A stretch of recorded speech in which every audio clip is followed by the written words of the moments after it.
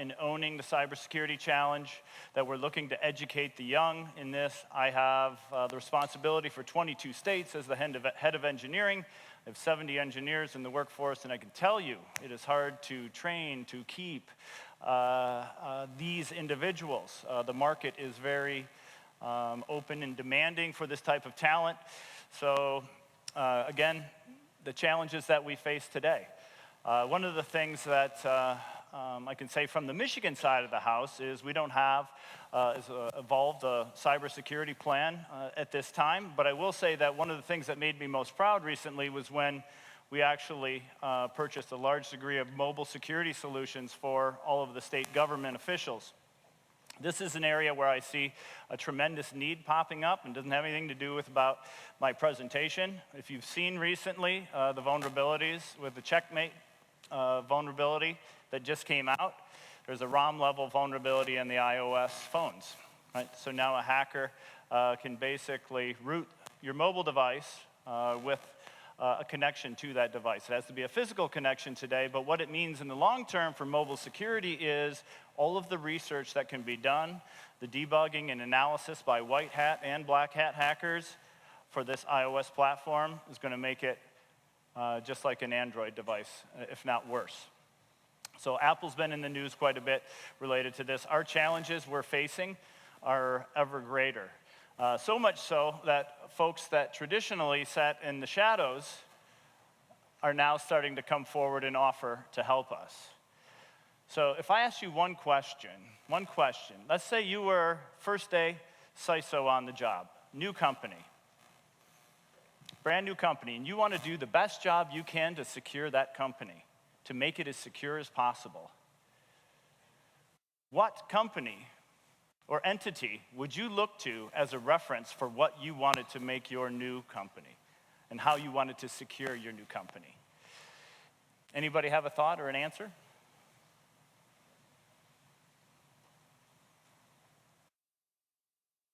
I've gone a lot of places, and I've been very disappointed in the cyber hygiene of many companies. So much so that I stopped buying their products. Because it's not just for fun and games anymore. It's not about marketing. It's about really solving the problems. So for me, as flawed as they are, it would be the NSA. Why the NSA?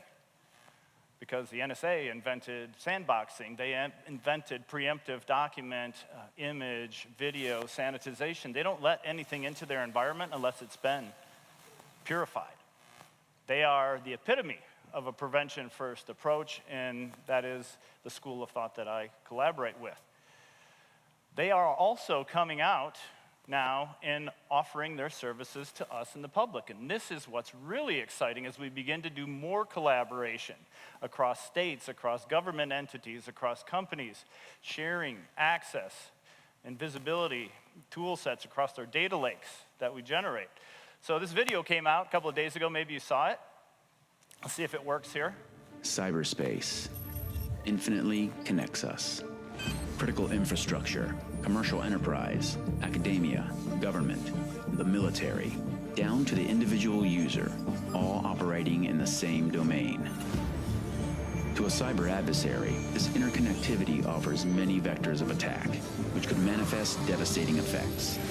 Market crashes, infrastructure failures, secure communications compromised, military bases going dark, information theft, mass deception of the public, all threatening to debilitate our way of life, our prosperity, our democracy. Many organizations work tirelessly to protect against today's threats and tomorrow's risks. But the adversaries are tenacious, and they only need to be successful once. But what if there was a way to unify our response, a way to modernize collaboration, a way to prioritize efforts? What if there was a partner with deep technical expertise and global reach to offer actionable insights to the right people at the right moment? It could make all the difference. Our mission is the cutting edge, the exceedingly difficult, the critically important, the brightest people creating impact that scales. Intelligence operationalized, information exchanged, coalitions formed, authorities acted upon together. functioning with persistence. Every threat denied, every countermeasure deployed, every adversary degraded. And we're just getting started. Join the mission to prevent and eradicate threats. Cybersecurity at NSA. That's badass to me right there. That's the friggin' NSA coming out with a prevent and eradicate campaign to help us. Now, some people are afraid of the NSA, and I'm kind of afraid of the NSA too, but the tools that they've been making available to the general public commercially show their willingness to help protect us, whether it be our government entities or corporate America and all of our businesses. This is something that is meaningful. They understand what's at risk. This is really good stuff. Being in cybersecurity as long as I have, it's always been the closed box system. Our stuff is better than their stuff. Their stuff is better than your stuff. We have to share stuff, and that's ultimately where we're going.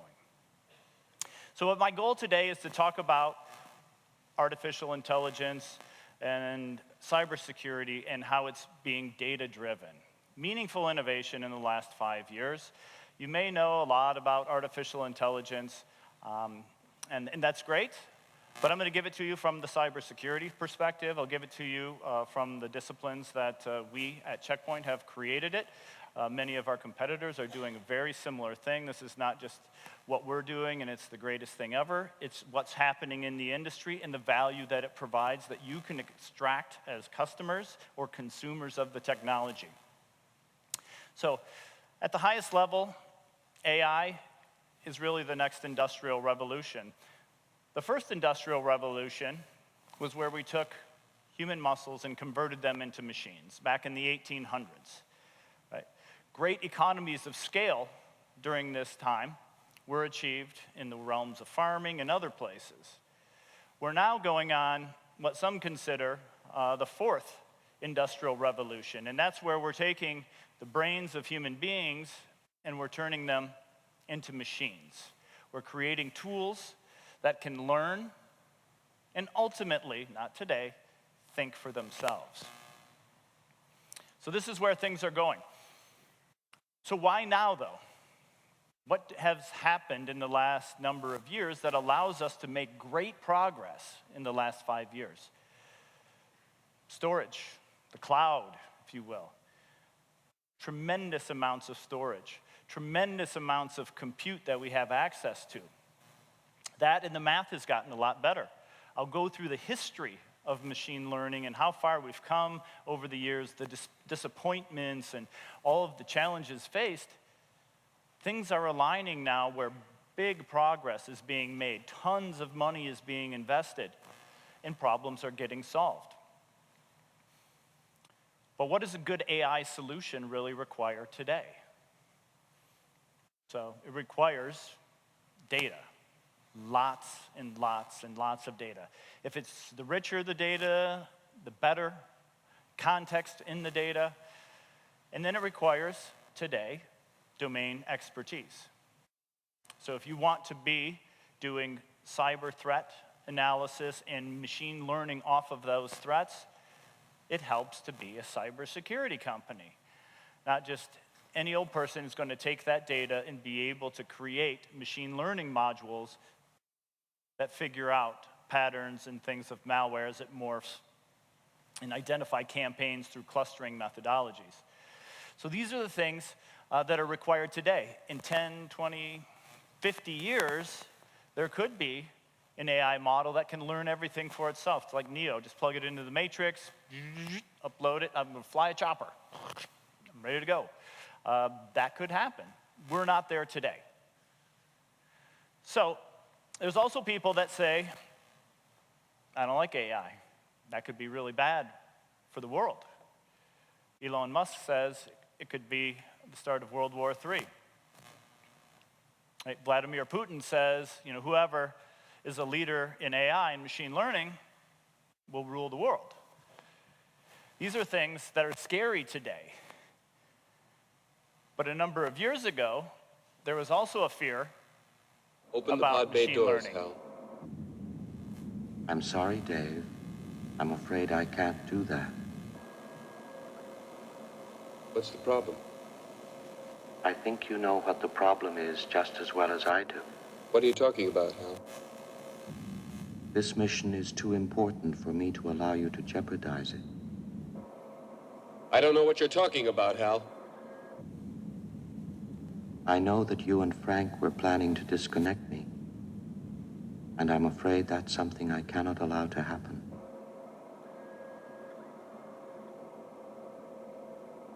Where the hell did you get that idea, Hal? Dave, although you took very thorough precautions in the pod against my hearing you, I could see your lips move. Anybody know when this movie came out? 1968, heard it right there. Yeah, 1968. So machine learning was All a right, thing Hal. back then. Today, Hollywood has shown us that there's plenty to be fearful of with artificial intelligence. If you like the Terminator, if you like the Matrix, or even 2001 Space Odyssey, hey, it makes a great story in science fiction realm. We're a ways away from that yet today, but there is some great innovation that has occurred recently. If we look at the voice assistants like Cortana, Alexa, or Siri, and the value that they can give us today, it's pretty cool. Alexa, turn on my lights. Alexa, turn off my lights. Alexa, open the garage. Alexa, give me the recipe for tuna noodle casserole, or whatever I want, Alexa will do it. I can run some basic automation things. My home is automated, it's great. It opens up a whole new level of security risks. I have everything segmented in my environment, but I'm also a security professional, so it's easier for me to do that. It wouldn't be a general user. These tools, though, are very, very helpful. And it is an important stepping stone to get us to the next level. So that's high level, the value of artificial intelligence, but how does it really work? What is it really? So we have to go way back to 1959 and look at Arthur Samuel's checkers, where he defined machine learning as a field of study that gives the computers the ability to learn without being explicitly programmed. Right? So he created that. That was in 1959. If we look at kind of the history of machine learning from that time and go forward, we can see in the late 60s, there was a lot of hype around machine learning or artificial intelligence, and that's when Space Odyssey 2001 came out. There was also some great excitement in the early 70s, and then there was a dark stage that happened. Some of the algorithms that were being used, some scientists called into question about the validity of them, and it was never going to work, and so we had a winter in artificial intelligence development and excitement that came back in the 80s again. I think it was Japan who invested billions and billions of dollars in artificial intelligence. That too didn't meet the expectations, the algorithms, and things lost out, and there was not significant progress. So we went into another dark territory. Late 90s, early 2000s, machine learning did some good things. Anti-spam filters and things like that were being able to leverage machine learning. And then late 2000s, 2009 or so, I think it was Netflix who gave a $1 million prize, commissioned a project for teams to go out and try and help them figure out how to do better recommendations for the movies that they're watching. So the reason why they did this was they wanted to be able to make recommendations to individuals watching their movies so they would keep them on their platform more, and they would be able to rent or buy the correct movies to add into their systems, right, to reduce costs. So the winning team came out with a machine learning algorithm that helped them do that, just that. And today, as you watch a next Netflix movie, it'll say, hey, you like this? You'll probably like that. It's not just for your benefit, it's for their benefit, because the movies and the content that they license and they put on their platform, they want to make damn sure before they put it there that people are going to use it and watch it and extract value from it, and they're not going to buy it, and no one's going to watch it. Right? It's just going to be sit there and cost them money. One of the latest things that occurred was an image classification project. This image classification project is available to us all today. You may see it in your phone. If you look at your photos, they're all categorized, your dogs, your cats, your friends, family, whatever it is. This project was won by a team that used a deep learning initiative. And I'll go through kind of some of the specifics on that in a moment. But this is kind of the history of where we've come with machine learning over the last 60, 70 years. So a lot has been happening.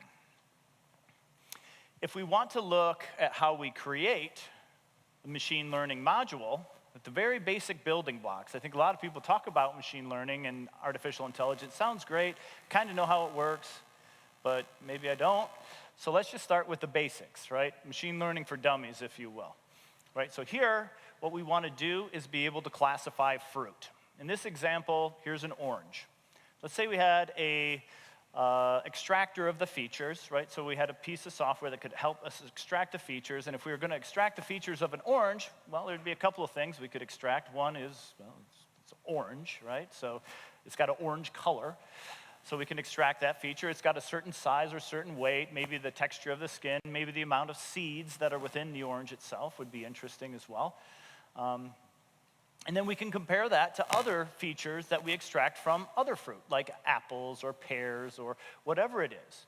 And as we extract those features, a natural plotting or clustering occurs based off of that. So now we can clearly see where the oranges are, where the apples, where the pears are in this particular case.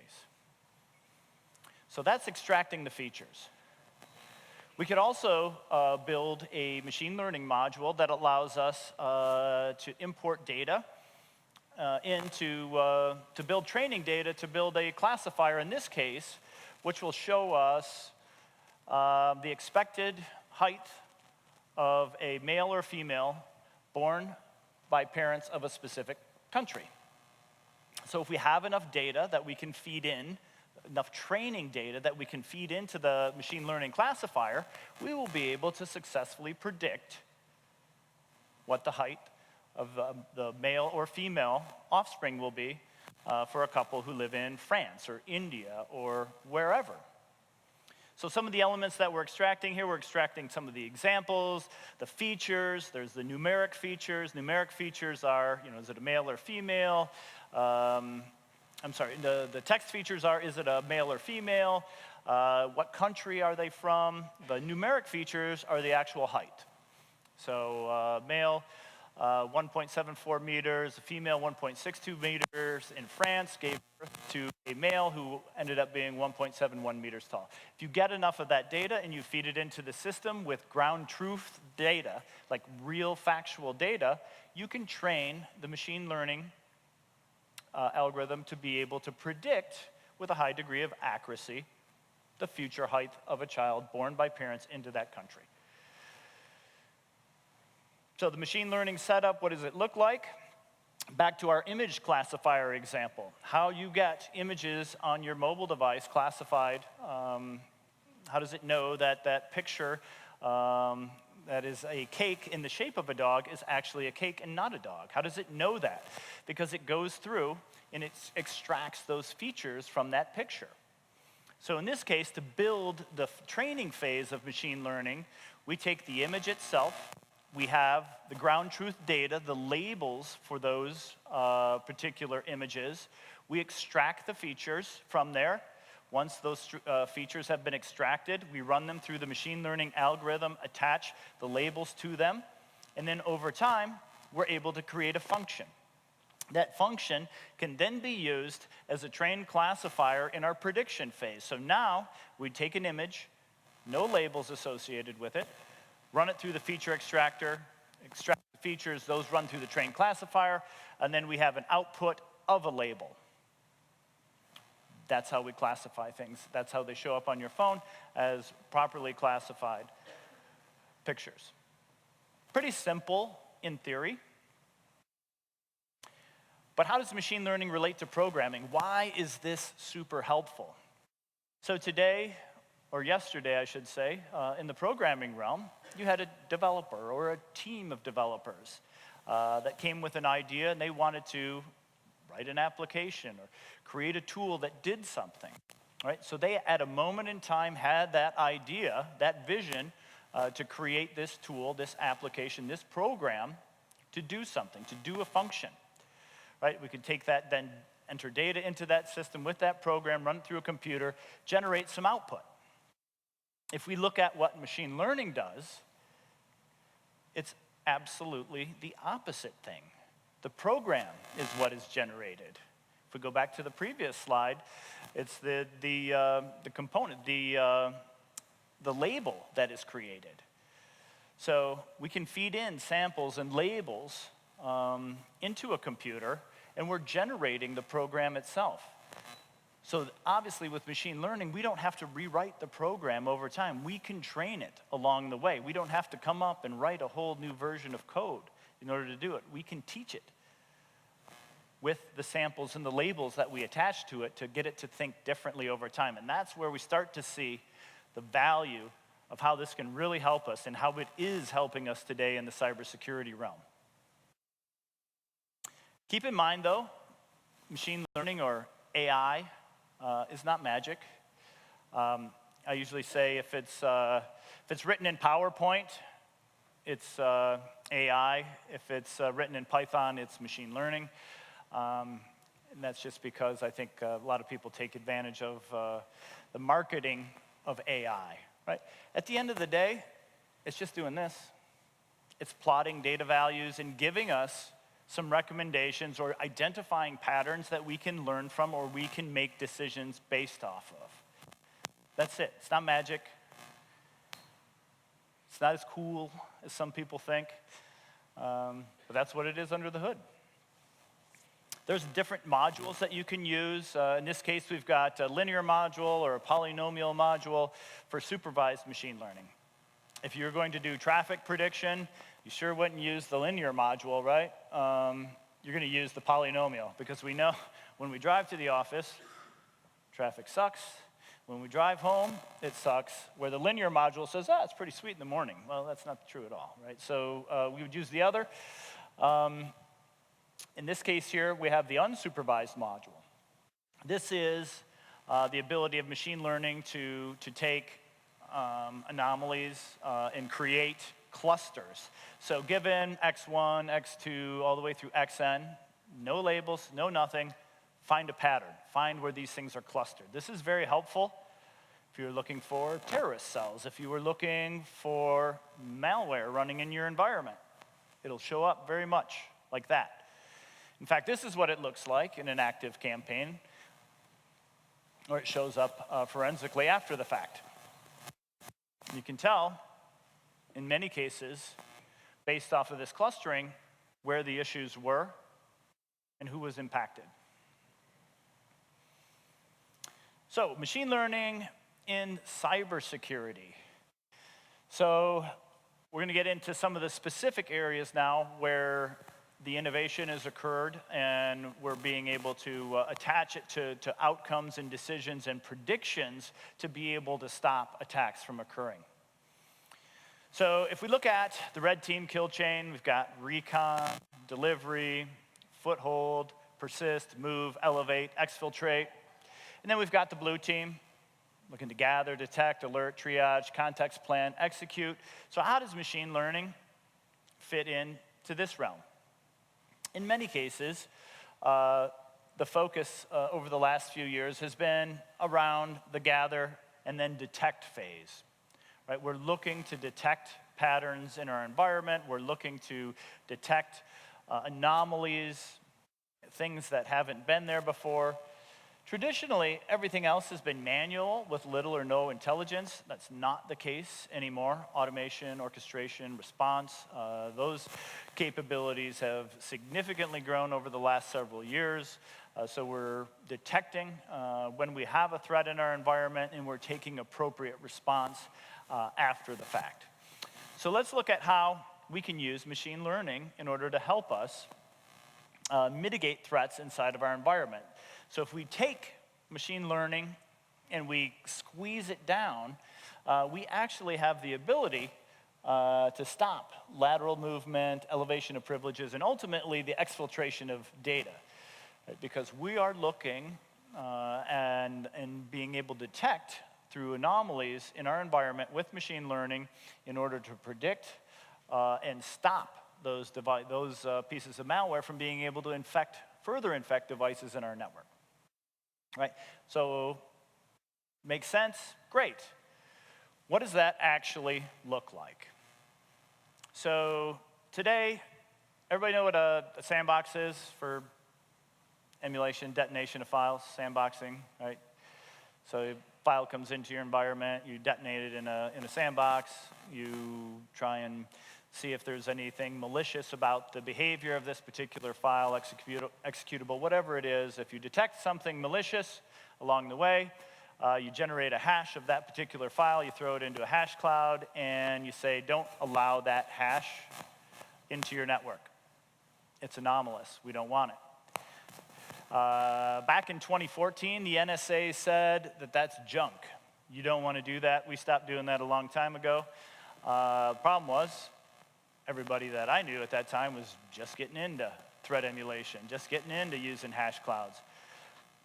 Today, that hash value is good for about 50 seconds before that piece of malware morphs, changes the hash. No longer any good. So you have to emulate it again, load it up into your hash cloud, and hope that you're within that 50-second window to catch it, to block it. That's just not good enough today. Just like the NSA said, hash clouds are dead in 2014, and that was 5 years ago. Problem is, people are still using them today. But this machine learning, artificial intelligence, is giving us the ability to predict a threat before it morphs. So if I look at something like campaign hunting, I emulate a file, I detonate this file, it's malicious. I learn more about this file. Who registered all the domains?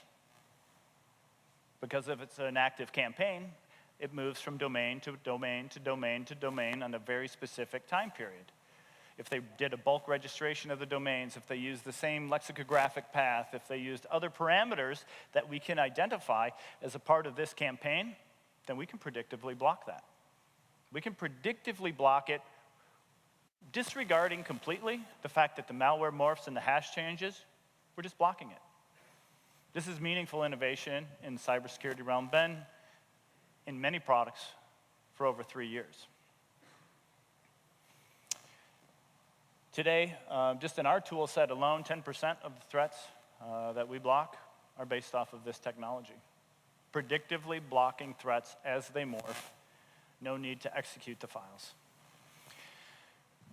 Executable analysis, this is an area that's challenging for cybersecurity vendors because it's an executable and it needs to execute. And how do we know that what it's executing is good or bad? So lots of machine learning goes into executable analysis. Lots of machine learning goes into the ability to strip an executable or a piece of malware down to its very DNA and look for any element where it's reused.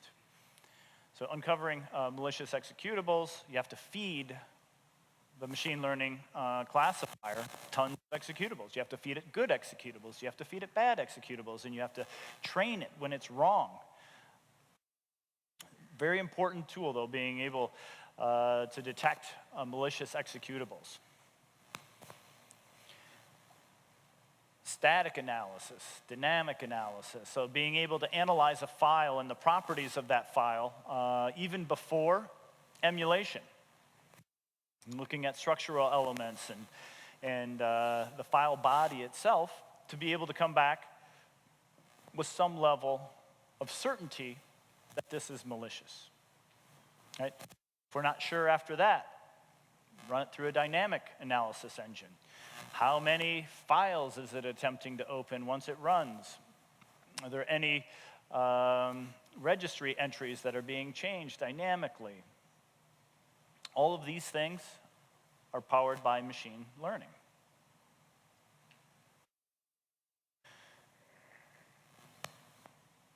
One of the most important pieces, though, I would argue, is context.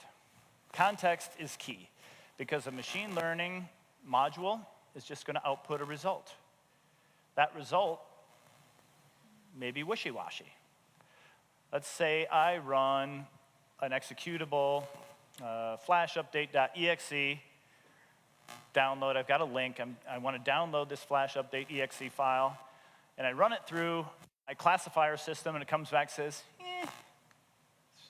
it's probably not good. It's probably 75% chance that that's probably not good. Seems a little suspicious, but I don't have a lot of good data on it, so I can't tell you empirically that it's bad. Well, no cybersecurity practice, at least I hope none of us in this room are going to block anything based off of 75%, gut feeling that it's bad. So that one analysis for that executable isn't going to be enough to allow us to prevent the downloading of this particular file.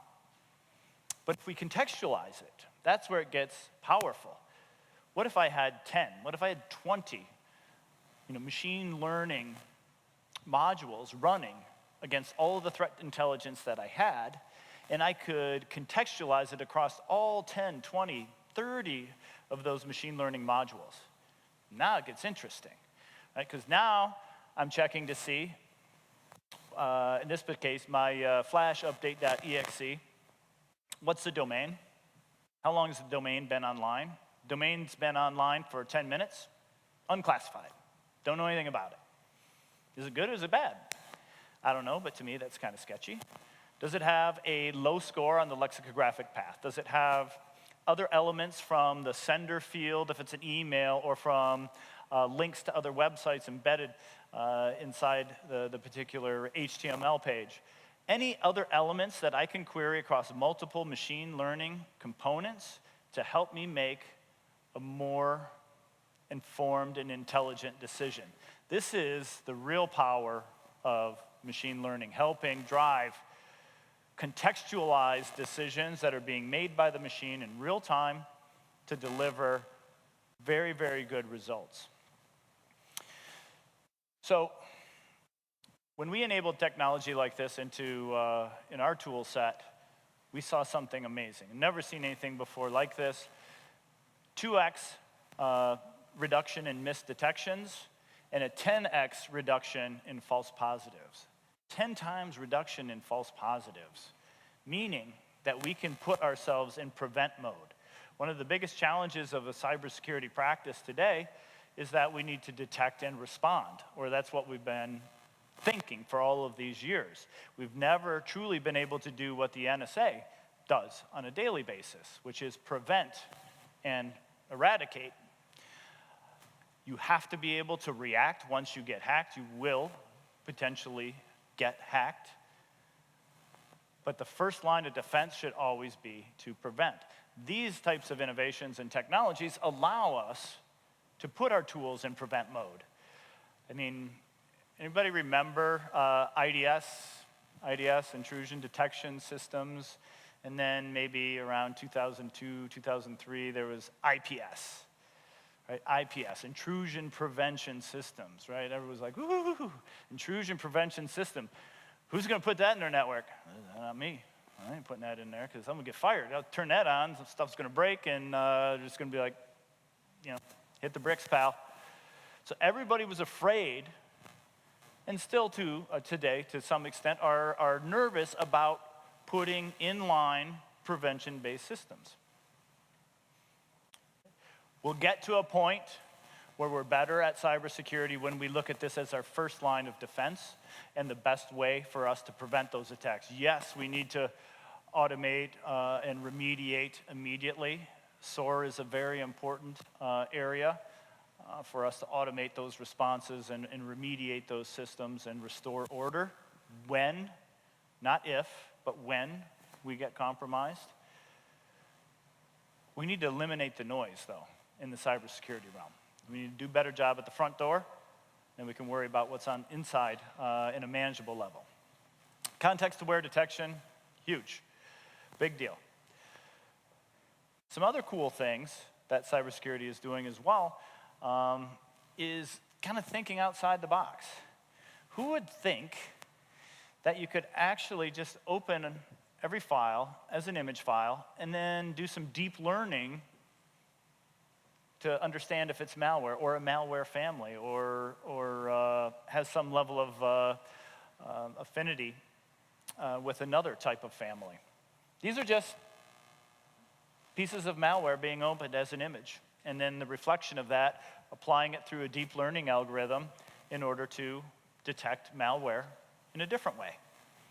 Tons of innovation by all the cybersecurity vendors related to machine learning and artificial intelligence. It's a really exciting time, but guess what? The hackers are using these tools too, to their advantage. So it's a cat and mouse game all the time. So the challenges that I see in many environments are that we have information overload. We have a SOC set up, and we have trained analysts who are chasing lots and lots and lots of threats in our environments. We're getting better at classifying those threats, but on average, for 100 events that get triggered in a SOC, 50 are actually worth looking at a little bit. 10 might have some level of value, and reality is about 3 of them need immediate action. So how do you prioritize those threats in the environment? How do you automate the response related to that? Some of the good work being done in cybersecurity related to this is being able to provide, a post-mortem. So as your perimeter and endpoint defenses see traffic or actually query cloud-based resources, the data lake of intelligence, just the device identifier along with that query can allow us to be able to predict and tell you exactly what piece of malware you have running on specific hosts that you need to fix after the fact. Right, so this is post-mortem, XDR, predictive capabilities. So there's a number of the things that are valuable in cybersecurity, both from a preventative and in a post-mortem reaction level, analyzing the environment. Because if we don't have an accurate verdict, there's no way that we can implement practical prevention. Right? We're just reacting to the threats that as they come into our environment. So after we've trained all of our machine learning classifiers, after we've done all of those things and created this great intelligence, without the ability to attach it to something from an enforcement perspective or from a remediation perspective, really limits our capabilities.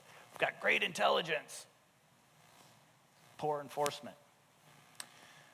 When we look at where things are going, in this realm, this reality that every customer, whether it's government or public sector, it doesn't matter, IoT and the need for IoT security is a thing.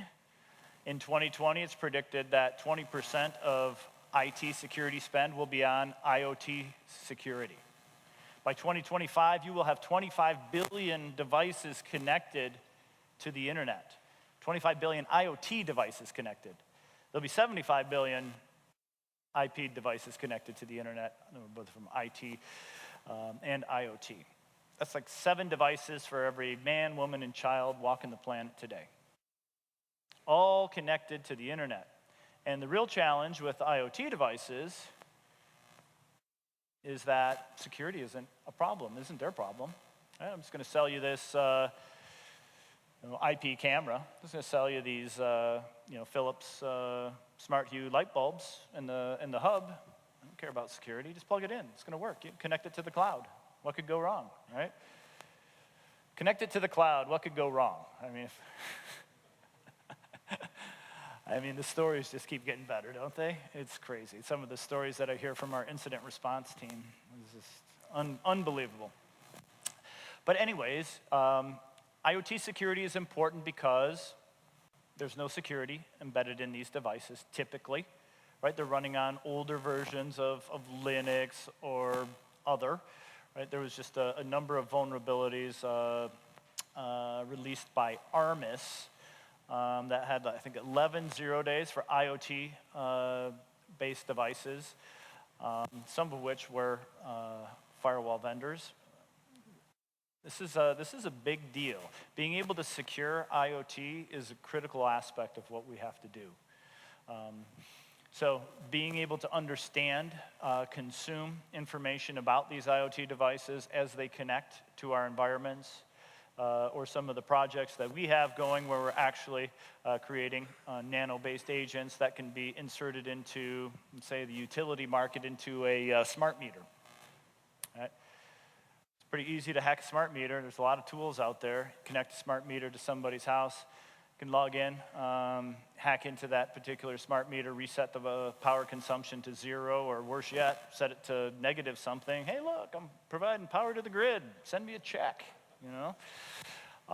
These devices need protection. They don't have it, right? So the vision in the future is to take that artificial intelligence and that machine learning and then be able to inject it actionably into all of those IoT devices, into these dynamic cloud environments, right?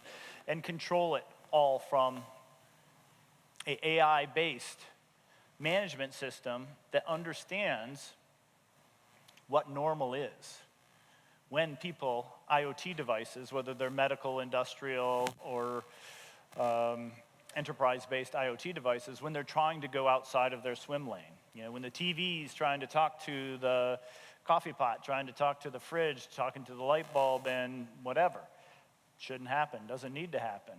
You know, the TV should be allowed maybe to do video streaming to YouTube, okay? But it shouldn't be talking to the coffee pot and the light bulb.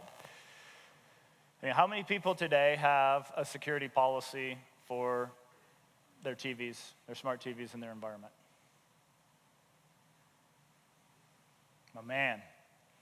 All right, we got very few, right? Some people are working on it, right? I get a lot of, I'm working on it, right? I'm segmenting all of my devices for IoT because I know that they're risky, but I haven't got to a place yet where all of my IoT devices are identified and I can have policies that do enforcement for those devices.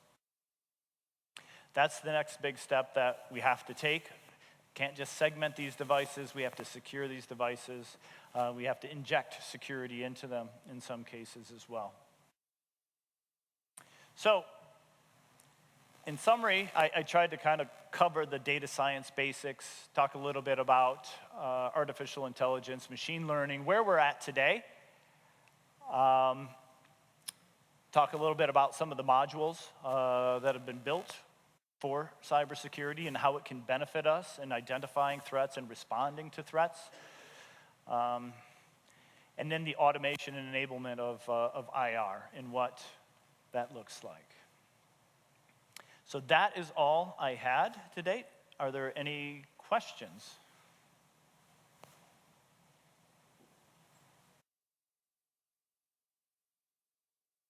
No questions?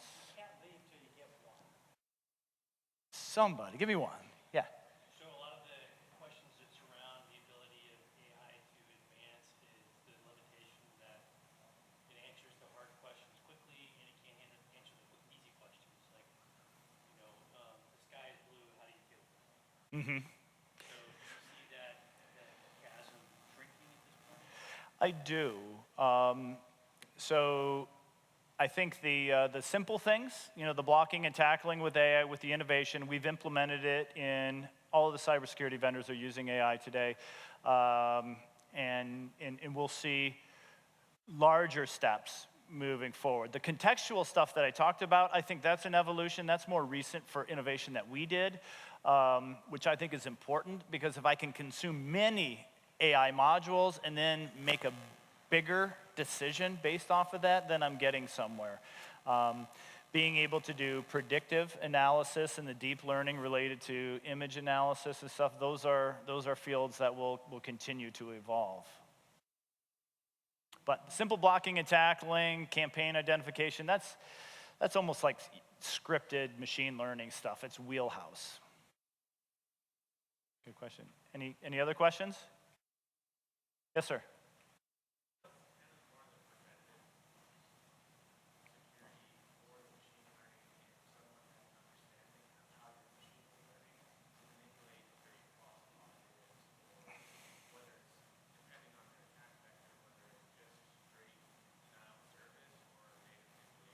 That's a good question.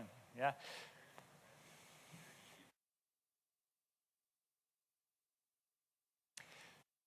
Right, so the question was, hey, could I train that classifier to basically hose the company that's using machine learning by either sending a bunch of bad data to, everybody remember Microsoft Taybot?